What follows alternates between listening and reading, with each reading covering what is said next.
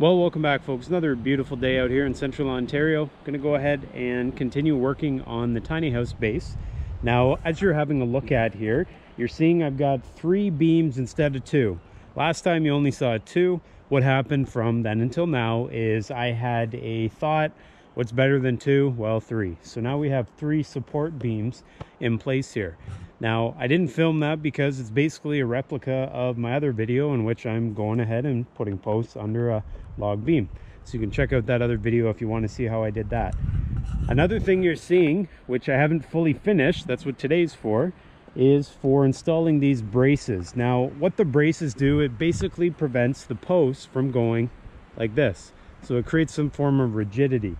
It also ensures that the posts are perfectly plumb.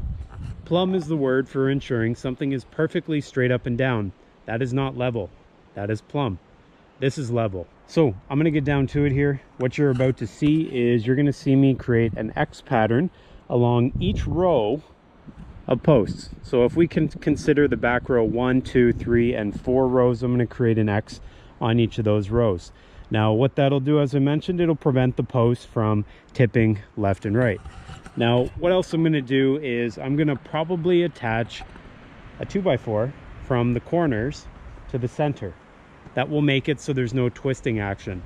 Ultimately, this platform needs to be the strongest part of this entire structure because this is going to support all the weight. So I'm spending extra time making sure everything's nice and firm so that when it comes time to building, we don't have any surprises. Also, take note of the fact that this is not secured to the ground. It is sitting on the ground. This is going to be a form of a floating foundation. Now, this is just pretty much a glorified shed. If this was any sort of big structure, it would have to be down to footings below the frost line. Here in central Ontario, up in Canada, our frost line is just above 4 feet. So we have to dig down to 4 feet, give or take, in order to get away from frost. In this case, I have intentions of this thing moving. I know it'll move with the freeze and thaw cycle, and so I'm gonna probably have to at one point or another get underneath here and re-shim things, jig it up, whatever, to level it. That's okay.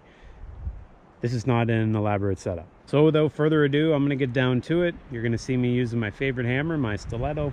I'm driving in 3.5-inch RDOC galvanized nails, and I'm using 2x4s that I milled over on my Woodland Mill sawmill. Check out those other videos if you're interested. So let's talk more work. Here we go.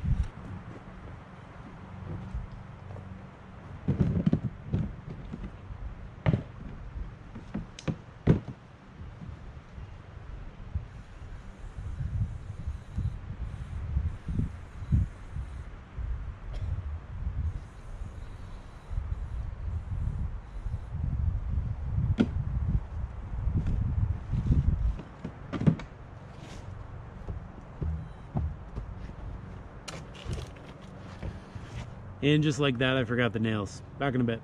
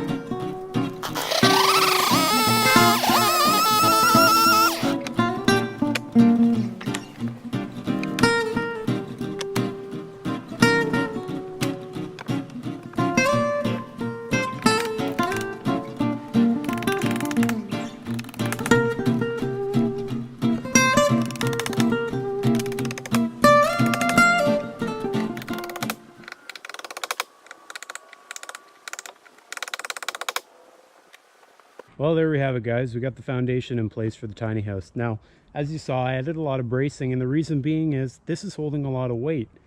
If something's going to fail, the last thing I want to fail is the foundation. So this allows it to be fairly rigid, and ultimately that's the goal.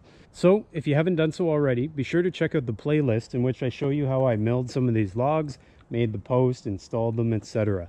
So next time what you're going to see from me, we'll start getting the floor joists, which are up there on the trailer, put into place. We'll do the layout marks and probably start thinking about putting some plywood down. So got a pretty good start on things. I'm looking forward to seeing how this progresses. In the meantime, if you guys could do me a favor, hit that like and also make sure you subscribe if you haven't done so already, and we'll see you guys all next time.